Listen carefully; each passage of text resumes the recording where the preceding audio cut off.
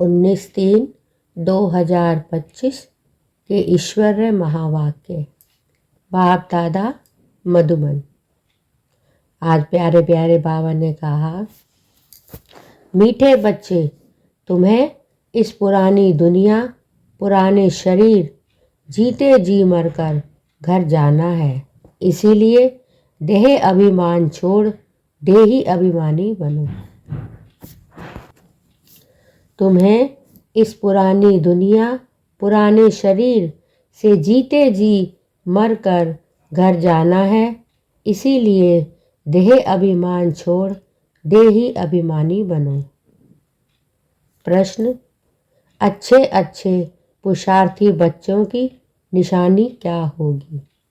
अच्छे अच्छे पुरुषार्थी बच्चों की निशानी क्या होगी? उत्तर, जो अच्छे पुरुषार्थी हैं वह सवेरे सवेरे उठकर देही अभिमानी रहने की प्रैक्टिस करेंगे। वह एक बाप को याद करने का पुरुषार्थ करेंगे। उन्हें लक्ष्य रहता है कि और कोई देहदारी याद ना आए। निरंतर बाप और 84 के चक्र की याद रहे। यह भी अहो सौभाग्य कहेंगे। जो अच्छे पुरुषार्थी हैं वह सवेरे सवेरे उठकर देही अभिमानी रहने की प्रैक्टिस करेंगे। वह एक बाप को याद करने का पुरुषार्थ करेंगे। उन्हें लक्ष्य रहता है कि कोई देहदारी याद ना आए। निरंतर बाप और 84 के चक्र की याद रहे। यह भी अहो सौभाग्य कहेंगे। ओम शांति। अभी तुम बच्चे जीते जी मरे हुए हो। कैसे मरे हो? देह के अभिमान को छोड़ दिया तो बाकी रही आत्मा। शरीर तो खत्म हो जाता है, आत्मा नहीं मरती। बाप कहते हैं, जीते जी अपने को आत्मा समझो और परमपिता परमात्मा के साथ योग लगाने से आत्मा पवित्र हो जाती है। जब तक आत्मा बिल्कुल पवित्र नहीं बनी है तब तक पवित्र शरीर मिल ना सके। आत्मा पवित्र बन गई तो फिर यह पुराना शरीर आपे ही छूट जाएगा।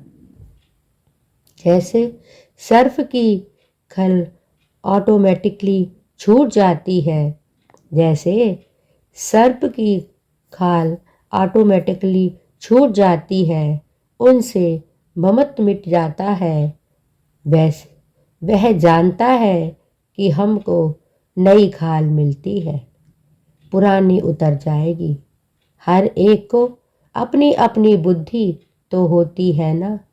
अभी तुम बच्चे समझते हो हम जीते जी इस पुरानी दुनिया से, पुराने शरीर से मर चुके हैं। फिर तुम आत्माएं भी शरीर छोड़ कहाँ जाएंगी? अपने घर।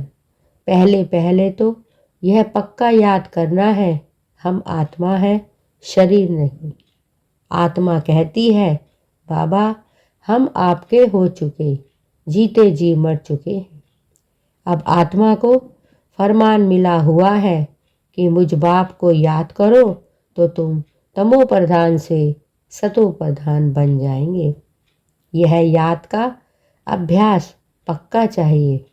आत्मा कहती है, बाबा आप आए हैं तो हम आपके ही बनेंगे। आत्मा मेल है ना कि फीमेल। हमेशा कहते हैं हम भाई भाई हैं। ऐसे थोड़े ही कहते हम सब सिस्टर्स हैं, सब बच्चे हैं। सब बच्चों को वर्षा मिलना है। अगर अपने को बच्ची कहेंगे तो वर्षा कैसे मिलेगा? आत्माएं सब भाई भाई हैं। बाप सबको कहते हैं, रूहानी बच्चों बच्चों मुझे याद करो। आत्मा कितनी छोटी है, यह है बहुत महीन समझने की बातें। बच्चों को याद ठहरती नहीं है। सन्यासी लोग दृष्टांत देते हैं, मैं भैंस हूँ, मैं भैंस हूँ। ऐसे कहने से फिर भैंस बन जाते हैं क्या? अब वास्तव में भैंस कोई बनते थोड़े ही हैं। बाप तो कहते हैं अपने को आत्मा समझो। यह आत्मा और परमात्मा का ज्ञान तो कोई को है नहीं, इसीलिए ऐसी ऐसी बातें कह देते हैं। अब तुमको देही अभिमानी बनना है। हम आत्मा हैं। यह पुराना शरीर छोड़ हमको नया लेना है। मनुष्य मुख से भी कहते हैं कि आत्मा स्टार है, भृगुटी के बीच में रहती है। फिर कह देते अनुष्ठे मिसल है। अब सितारा कहाँ, अनुष्ठा कहाँ? और फिर मिट्टी के सालीग्राम बैट बनाते हैं। इतनी बड़ी आत्मा तो हो नहीं सकती। मनुष्य देह अभिमानी है, ना तो बनाते भी मोटे रूप में है। यह तो बड़ी सूक्ष्म महीनता की बातें हैं। भक्ति भी मनुष्य एकांत में कोठी में बैठ करते हैं। तुमको तो गृहस्थ व्यवहार में, धंधे आदि में रहते हुए बुद्धि में यह पक्का करना है हम आत्मा हैं। बाप कहते हैं मैं तुम्हारा बाप इतनी छोटी बिंदु हूँ। ऐसे नहीं कि मैं बड़ा हूँ। मेरे में सारा ज्ञान है। आत्मा और परमात्मा दोनों एक जैसी ही है, सिर्फ उनको सुप्रीम पावर कहा जाता है। यह ड्रामा में नूंद है। बाप कहते हैं मैं तो अमर हूँ। मैं अमर ना होता तो तुमको पावन कैसे बनाऊं, तुमको स्वीट चिल्ड्रन कैसे बनाऊं? आत्मा ही सब कुछ करती है। बाप आकर देही अभिमानी बनाते हैं, इसमें ही मेहनत है। बाप कहते हैं मुझे याद करो और कोई को याद ना करो। योगी तो दुनिया में बहुत हैं। कन्याएं की सगाई होती है तो फिर पति के साथ योग लग जाता है ना। पहले थोड़े ही था, पति को देखा फिर उनकी याद में रहती है। अब बाप कहते हैं माँ में कम याद करो। यह बहुत अच्छी प्रैक्टिस चाहिए। जो अच्छे अच्छे पुरुषार्थी बच्चे हैं वह सवेरे सवेरे उठकर देही अभिमानी रहने की प्रैक्टिस करेंगे। भक्ति भी सवेरे सवेरे करते हैं ना। अपने अपने इष्ट देव को याद करते हैं। हनुमान की भी कितनी पूजा करते हैं, लेकिन जानते कुछ भी नहीं। बाप आकर समझाते हैं तुम्हारी बुद्धि बंदर मिसल हो गई है। अब फिर तुम देवता बन रहे हो। अब यह है पतित तमो प्रधान दुनिया। अभी तुम आए हो बेहद के बाप के पास। मैं तो पुनर्जन्म रहित हूँ। यह शरीर इस दादा का है। मेरा कोई शरीर का नाम नहीं है। मेरा नाम ही है कल्याणकारी शिव। तुम बच्चे जानते हो शिव बाबा कल्याणकारी आकर नरक को स्वर्ग बनाते हैं। कितना कल्याण करते हैं। नरक का एकदम विनाश करा देते हैं। प्रजापिता ब्रह्मा द्वारा अपनी स्थापना हो रही है। यह है प्रजापिता ब्रह्मा मुख वंशावली। चलते फिरते एक दो को सावधान करना है। मन मना भव। बाप कहते हैं मुझे याद करो तो विकर्म विनाश होंगे। पतित पावन तो बाप है ना। उन्होंने भूल से भगवानुवाच के बदले श्री कृष्ण भगवानुवाच लिख दिया है। भगवान तो निराकार है। उनको परमपिता परमात्मा कहा जाता है। उनका नाम है शिव। शिव की पूजा भी बहुत होती है। शिव काशी कहते रहते हैं। भक्ति मार्ग में अनेक प्रकार के नाम रख दिए हैं। कमाई के लिए अनेक मंदिर बनाए हैं। अपनी असली नाम है शिव। फिर सोमनाथ रखा है। सोमनाथ सोमरस पिलाते हैं, ज्ञान धन देते हैं, फिर जब पुजारी बनते हैं तो कितना खर्चा करते हैं उनके मंदिर बनाने पर, क्योंकि सोमरस दिया है ना। सोमरस के साथ सोमनाथनी भी होगी, यथा राजा रानी तथा प्रजा सब सोमनाथ सोमनाथिनी है। तुम सोनी दुनिया में जाते हो, वहाँ सोने की ईंटें होती हैं, नहीं तो दीवारें आदि कैसे बने। बहुत सोना होता है, इसीलिए उसको सोने की दुनिया कहा जाता है। यह है लोहे पत्थरों की दुनिया। स्वर्ग का नाम सुनकर ही मुख पानी हो जाता है। विष्णु के दो रूप लक्ष्मी नारायण अलग अलग बनेंगे ना। तुम विष्णुपुरी के मालिक बनते हो, अभी तुम हो रावणपुरी में। बाप कहते हैं विष्णु के दो रूप लक्ष्मी नारायण अलग अलग बनेंगे ना, तुम विष्णुपुरी के मालिक बनते हो, अभी तुम हो रावणपुरी में। तो अब बाप कहते हैं सिर्फ अपने को आत्मा समझ मुझ बाप को याद करो। बाप भी परम धाम में रहते हैं ना, तुम आत्माएं भी परम धाम में रहती हो। बाप कहते हैं तुमको कोई तकलीफ नहीं देता, बहुत सहज है। बाकी रावण दुश्मन तुम्हारे सामने खड़ा है, यह विघ्न डालते हैं। ज्ञान में विघ्न नहीं पड़ते, विघ्न पड़ते हैं याद में। घड़ी घड़ी माया याद भुला देती है, देह अभिमान ले आती है। बाप को याद करने नहीं देती, यह युद्ध चलती है। बाप कहते हैं तुम कर्मयोगी तो हो ही, अच्छा दिन में याद नहीं कर सकते हो तो रात को याद करो, रात का अभ्यास दिन में काम आएगा। बाप कहते हैं ज्ञान में विघ्न नहीं पड़ते, विघ्न पड़ते हैं याद में। घड़ी घड़ी माया याद भुला देती है, देह अभिमान में ले आती है। बाप को याद करने नहीं देती, यह युद्ध चलती है। बाप कहते हैं तुम कर्मयोगी हो ही, अच्छा दिन में याद नहीं कर सकते हो तो रात को याद करो, रात का अभ्यास दिन में काम आएगा। निरंतर स्मृति रहे। जो बाप हमको विश्व का मालिक बनाते हैं, हम उसे याद करते हैं।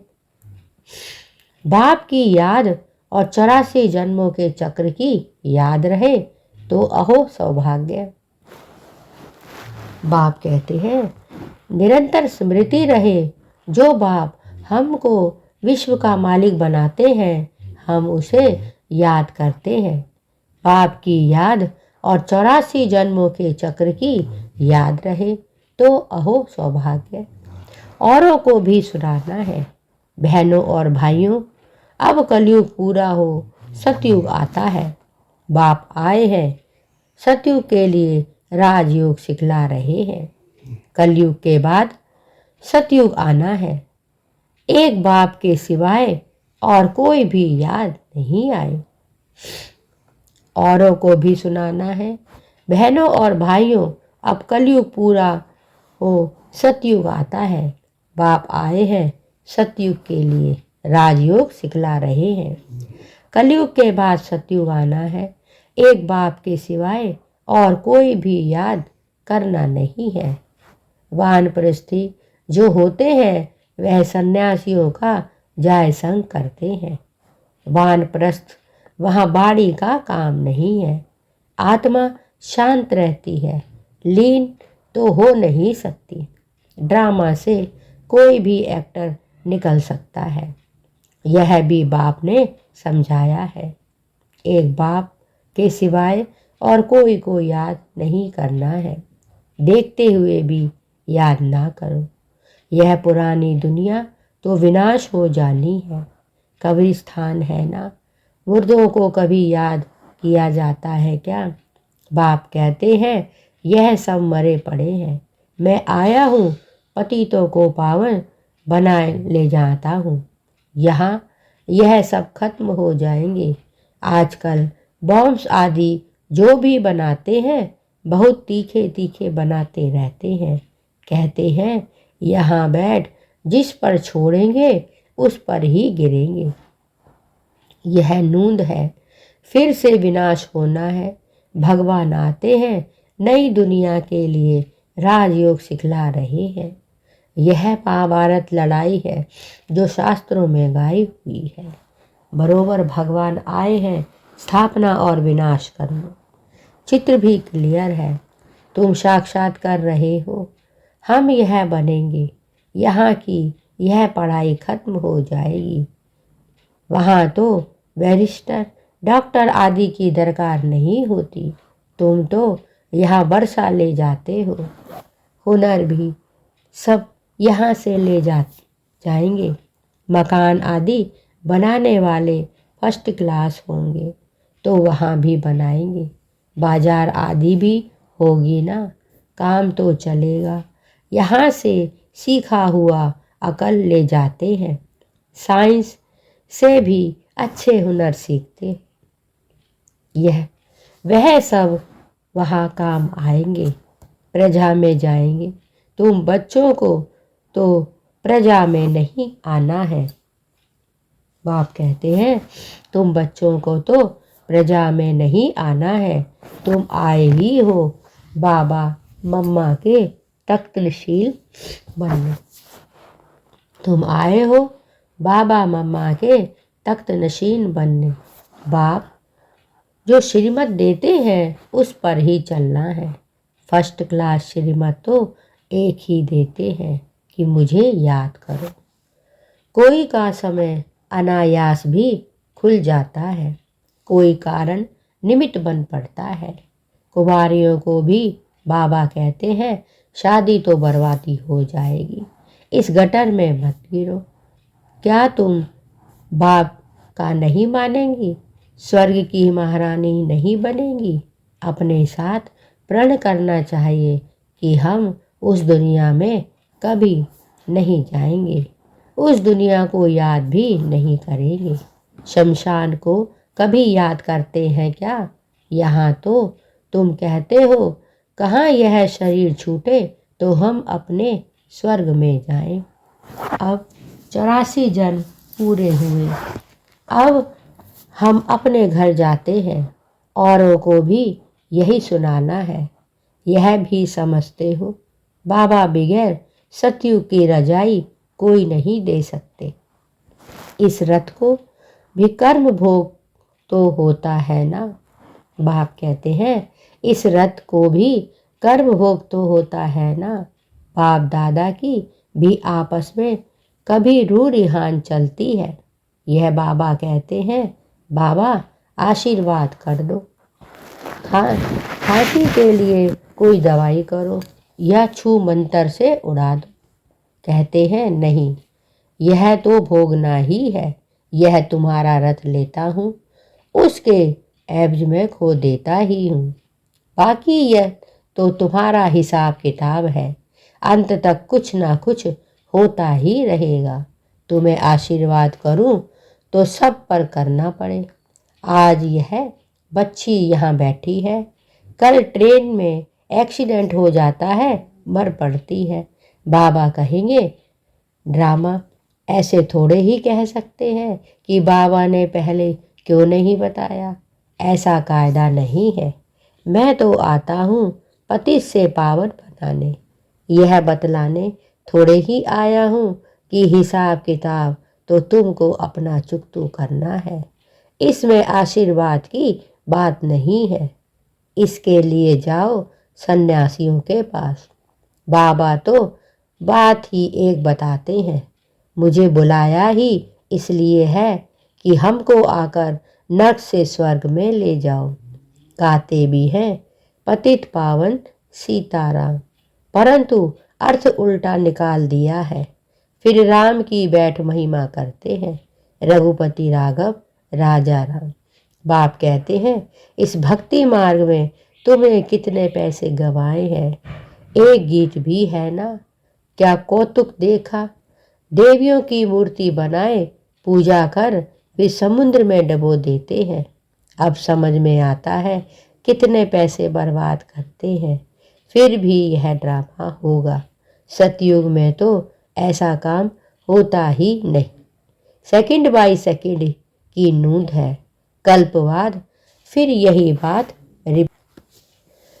बाप कहते हैं ड्रामा को बड़ा अच्छी रीति समझना है। अच्छा, कोई जास्ती नहीं याद कर सकते हैं तो बाप कहते हैं सिर्फ अल्ब और वे बाप और बादशाही को याद करो। अंदर में यही धुन लगा दो कि हम आत्मा कैसे 84 का चक्र लगाकर आई है। चित्रों पर समझाओ, बहुत सहज है। यह है रूहानी बच्चों से रूह रिहान। बाप रूह रिहान करते ही बच्चों से, और कोई से तो कर ना सके।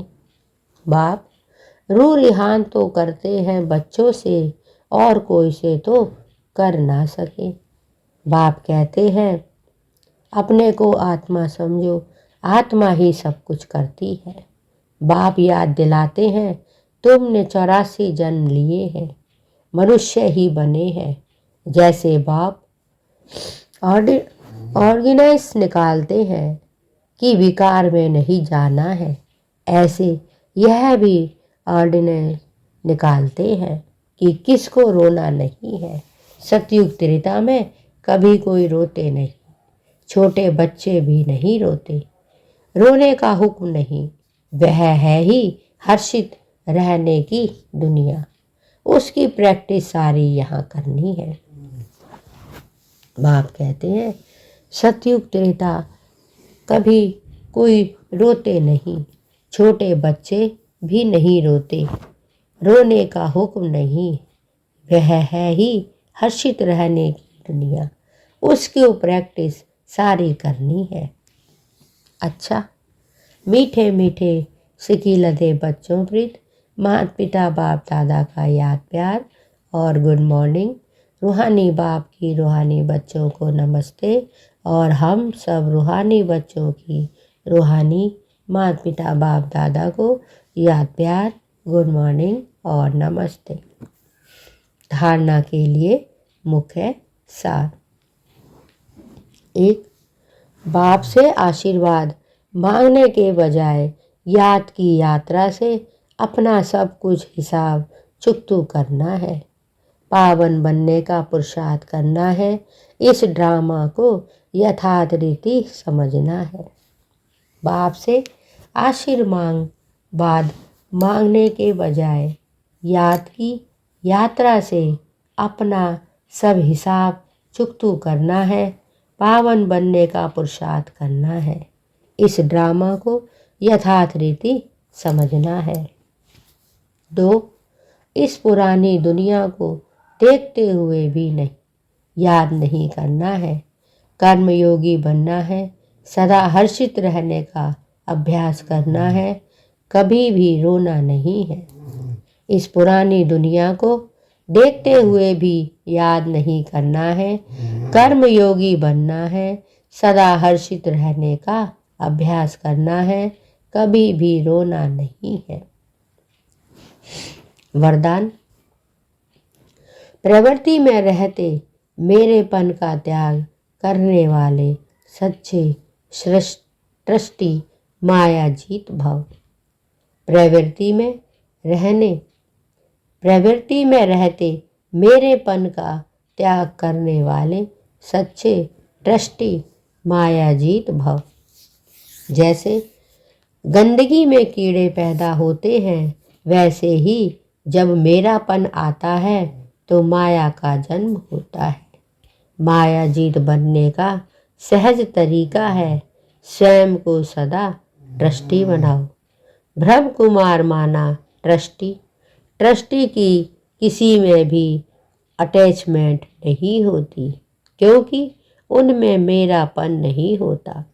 गृहस्थी समझेंगे तो माया आएगी, और गृहस्थी समझेंगे तो माया भाग जाएगी। इसीलिए न्यारे होकर फिर प्रवृत्ति के कार्य में लाओ तो माया प्रूफ कर रहेंगे। जैसे गंदगी में कीड़े पैदा होते हैं, वैसे ही जब मेरापन आता है तो माया का जन्म होता है। माया जीत बनने का सहज तरीका है। स्वयं को सदा ट्रस्टी समझो। ब्रह्म कुमार माना ट्रस्टी। ट्रस्टी की किसी में भी अटैचमेंट नहीं होती, क्योंकि उनमें मेरापन नहीं होता। गृहस्थी समझेंगे तो माया आएगी और ट्रस्टी समझेंगे तो माया भाग जाएगी। इसीलिए न्यारे होकर फिर प्रवृत्ति में कार्य में आओ और माया प्रूफ बनेंगे। स्लोगन: जहाँ अभिमान होता है वहाँ अपमान की फीलिंग जरूर आती है। जहाँ अभिमान होता है वहाँ अपमान की फीलिंग जरूर आती है। अव्यक्त इशारे: सत्यता और सभ्यता रूपी कल्चर को अपनाओ। सत्यता और सभ्यता रूपी कल्चर को अपनाओ। आपकी आंतरिक स्वच्छता, सत्यता उठने में, बैठने में, बोलने में, सेवा करने में लोगों को अनुभव हो, तब परमात्म प्रत्यक्षता के निमित्त बन सकेंगे। इसके लिए पवित्रता की क्षमा सदा जलती रहे, जरा भी हलचल में ना आए। जितना पवित्रता की क्षमा अचल होगी, उतना सहज सभी बाप को पहचान सकेंगे।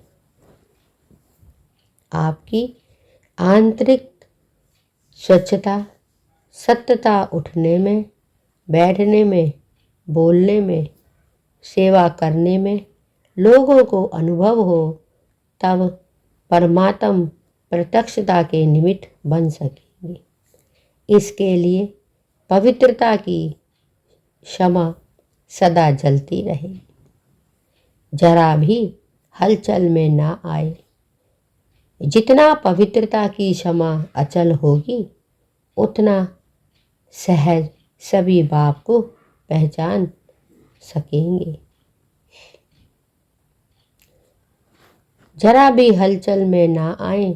जितना पवित्रता की क्षमा अचल होगी, उतना सहज सभी बाप को पहचान सकेंगे। यह थे बाबा के आज के अनमोल मधुर महावाक्य।